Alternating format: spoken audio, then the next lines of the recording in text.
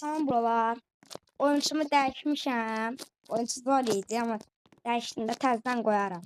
Uşaqlar orada bir dənə şey qoyacaqdım. Baxın. Şimdi uşaqlar, indi mənim adımı istəyirsiniz mənə arkadaşlık atmak. Mənim adım oyunda Cahit 297. Həqiqi adım isə Cahit 664.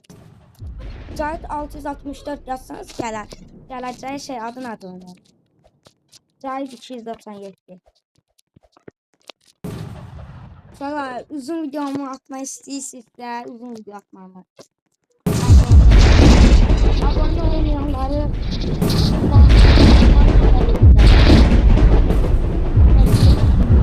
canım yok. Sözde onlar biraz.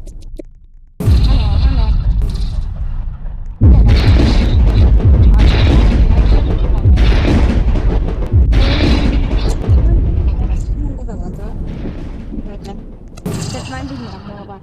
Bunlara uşaqlar 99 Robux vermişəm. Buna 100 Robux.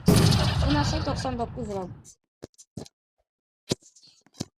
Bak. Benim oyuncumu değişti. Heyvan.